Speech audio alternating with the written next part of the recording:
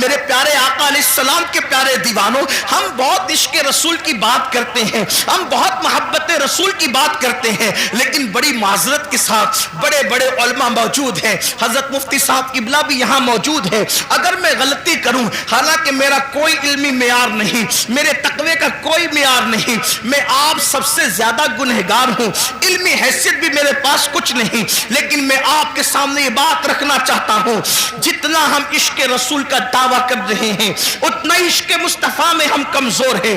یاد رکھنا، جس دن مسلمان سچا عاشق رسول بن جائے، ہم نعرے والے عاشق بنے، ہم کھچڑے اور شربت والے عاشق بنے، ہم بریانی والے عاشق بنے، لیکن ہم نے سچے عشق رسول کی طرف کبھی قدم نہیں بڑھایا۔ بڑی معذرت کے ساتھ آج لبیک یا رسول اللہ کے نعرے تو بہت لگ رہے ہیں، مجھے اس نعرے سے کوئی اختلاف نہیں، مجھے بہت اچھا لگتا ہے جب کوئی لبیک یا رسول اللہ کہتا ہے۔ کبھی سوچا لبیک یا رسول اللہ کا مطلب؟ یا رسول اللہ میں حاضر ہوں، حضور کہہ رہے ہیں نماز کے لیے آ، کیا کبھی کہا یا رسول اللہ میں حاضر ہوں؟ حضور بلا رہے نماز کے لیے آ، وہاں سے تو غیر حاضر ہے۔ حضور فرما رہے اپنے چہرے پہ داڑھی سجا، وہاں سے غیر حاضر ہے۔ حضور فرما رہے ماں باپ کے حقوق ادا کر، وہاں سے تو غیر حاضر ہے۔ حضور فرما رہے ہیں اپنے بھائیوں کے حقوق ادا کر، وہاں سے تو غیر حاضر ہے۔ حضور صلہ رحمی کے لیے فرما رہے ہیں، وہاں سے تو غیر حاضر ہے۔ حضور بیوی کے ساتھ اس نے سلوک فرما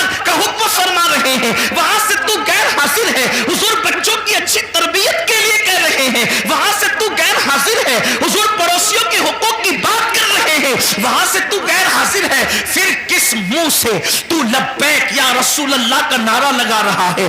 ہر نیکی کی جگہ سے تو غیر حاضر ہے، اور پھر کہاں تو حاضر ہونے کی بات کر رہا ہے؟ تو بڑی معذرت کے ساتھ ہم نعرے والے عاشق بنے، ہم لوگ اپنی طبیعت کے عاشق بنے، مگر یاد رکھو عشاق تو وہ تھے کہ جب رسول اللہ کے منادی نے اعلان کیا چلو مصطفیٰ جان رحمت سروں کے نذرانے کو لے کر کے بلا رہے ہیں، تو پہلی رات کی دلہن کو چھوڑ کر کے سر کٹانے کے لیے وہ جوان آ جاتا ہے، وہ سر کٹانے آ جاتے تھے، ہم سر جھکانے کے لیے آنے کو تیار نہیں ہے۔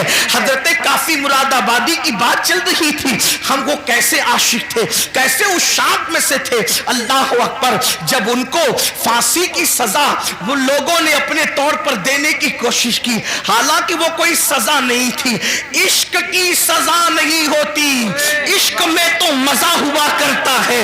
حضرت نظمی مہریروی رحمت اللہ علیہ نے بڑی پیاری بات کہی ہے، کہتے ہیں عشق گر جرم ہے پھانسی کی سزا دو مجھ کو، عشق گر جرم ہے پھانسی کی سزا دو مجھ کو، پر درے یار پہ مجھ کو یہ سزا دی جائے، پر درے یار پہ مجھ کو یہ سزا دی جائے۔ حضرت کافی مراد آبادی سے کہا جاتا ہے اللہ اکبر، ہر مرنے والے سے پوچھا جاتا ہے، ہر پھانسی جس کو دی جاتی ہے، جس کی گردن پہ تلوار رکھی جاتی ہے، جس کو دنیا سے رخصت کیا جاتا ہے، اس کی آخری خواہش پوچھی جاتی ہے، اے کافی تم بھی بتاؤ کہ تمہاری آخری خواہش کیا ہے؟ اللہ اکبر، آپ مجھے بتائیں تو صحیح، اب زندگی باقی نہ رہے گی، زندگی کا چراغ گل ہو جائے گا، اب زندگی کی رانائیاں نہ رہے گی، زندگی کی بہاریں اجڑ جائے گی، اور ان سے پوچھا جا رہا ہے کافی تمہاری آخری خواہش کیا ہے؟ دیکھو عشاق ایسے ہوتے ہیں، انقلاب ان سے آتا ہے، انقلاب ایسے لوگ بپا کرتے ہیں۔ اللہ اکبر، جب حضرت کافی مراد آبادی کو کہا گیا آخری خواہش کیا ہے، تو فرماتے ہیں پوری زندگی اپنے نبی کی نعت لکھتا رہا، آخری خواہش یہی ہے کہ دنیا سے جاتے جاتے میں اپنے نبی کی ایک نعت میں اضافہ کرتے جاؤں۔ اور آپ اندازہ کریں یہ زمین اہل علم کی زمین ہے، ان سے پوچھو اگر بچہ پاس میں بیٹھ کے رو رہا ہو تو اگر شیر کی آمد ہوتی ہے تو کسی کے رونے کی آواز ہی سے شعر کی آمد ختم ہو جاتی ہے، اشعار پھر ذہن میں نہیں آتے۔ لکھنے کے لیے سکون چاہیے، لکھنے کے لیے یکسوئی چاہیے، لکھنے کے لیے ماحول اچھا چاہیے، یہی تو لکھنے کا طریقہ ہے۔ تبھی تو اشعار تخلیق ہوتے ہیں، تبھی تو اشعار جو ہے وہ ترتیب پاتے ہیں۔ لیکن جس کے سامنے پھانسی کا پھندا ہو اور پھر کہا جا رہا ہے آخری خواہش، تو فرماتے ہیں نہ بچے یاد آ رہے ہیں، نہ بیوی یاد آ رہی ہے، نہ مرید یاد آ رہے ہیں، نہ دوست یاد آ رہے ہیں، نہ احباب یاد آ رہے ہیں، یاد آیا تو اللہ کا محبوب یاد آیا، اسی کو عشق کہتے ہیں۔ یاد آیا تو خدا کا محبوب یاد آیا۔ کہتے ایک نعت لکھنا چاہتے ہیں، لیکن آپ سے کہنا چاہتا ہوں اس پھانسی کے پھندے کو دیکھ کر اس عاشق مصطفیٰ نے جو آخری نعت لکھی ہے کوئی اس میں نقص نہیں نکال سکتا۔ اللہ اکبر، ایسا لگتا ہے عشق اور ادب دونوں ایک دوسرے سے گلے ملتے نظر آ رہے ہیں۔ ادبی رعنائیاں ایسی اور عشق کا معیار، اللہ اکبر، بلکہ یوں کہیے عشق کا جبریل مکمل اپنے سدرہ پر نظر آ رہا ہے۔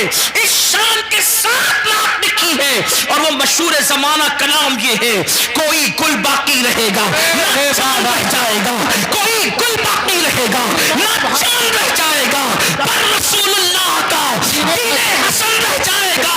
اطلس و کم خواب کی پوشاک بے نازا نہ ہو، اس گلے بے جان پر خاکی کفن رہ جائے گا۔